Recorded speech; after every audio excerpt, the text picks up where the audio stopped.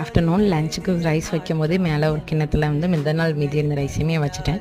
எப்பொழுதுமே ரைஸ் அதிகமாகிடுச்சு அப்படின்னா ஃப்ரிட்ஜில் வச்சுட்டு மறுநாள் நம்ம ரைஸ் குக் பண்ணும்போது மேலே ஒரு கிண்ணத்தில் அந்த ரைஸை வச்சு அந்த ரைஸ் மேலே தண்ணி எதுவுமே ஊற்றாமல் நம்ம குக் பண்ணோம் அப்படின்னோம்னா அன்னைக்கு வச்ச மாதிரியே வந்து ஃப்ரெஷ்ஷாக இருக்கும். வேணால் ட்ரை பண்ணி பாருங்கள், நல்லாயிருக்கும். இன்றைக்கி வந்துட்டு ஹஸ்பண்ட் வந்து அவுட் ஆஃப் ஸ்டேஷன் போய்ட்டு 3 நாள் கழிச்சு வந்தனால என்ன குக் பண்ணணும்னு சொல்லிட்டு கேட்டேன். ஆஸ் யூஷுவல் வாயிலேருந்து வர வார்த்தை தான் ரசம் தான். உங்கள் வீட்டில் எப்படி சொல்லுவாங்கங்கிறத கமெண்ட்டில் சொல்லுங்கள். இன்றைக்கி ரசம்க்கு சைட் டிஷ்ஷாக மீல் மேக்கர் பொரியல் தான் பண்ணியிருந்தேன். அதுக்கு வெங்காயம் தக்காளி வதங்கினதுக்கப்புறம் 1/4 ஸ்பூன் மஞ்சப்பொடி, 1/2 ஸ்பூன் வத்தப்பொடி, தேவையான அளவுக்கு உப்பு, காய்பொடியெல்லாம் போட்டு வதக்கிட்டு வெண்ணிலா குக் பண்ண மீல் மேக்கரை தண்ணியெல்லாம் பிழிஞ்சு எடுத்துட்டு அதையும் ஆட் பண்ணிவிட்டு சூடினதுக்கப்புறம் ஒரு கைப்பிடி அளவுக்கு தேங்காய் துருவல் போட்டு நல்ல ஒரு கிளறிட்டோம்னா மீல் மேக்கர் பொரியல் ரெடி. ட்ரை பண்ணி பாருங்கள், அட்டகாசமாக இருக்கும். லஞ்சுக்கு வந்துட்டு மசூர் தால் கடையல், தக்காளி வெங்காயம் பச்சடி, அதுக்கப்புறம் மீல் மேக்கர் பொரியல், ரசம் இதை வச்சு சாப்பிட்டு முடிச்சாச்சு.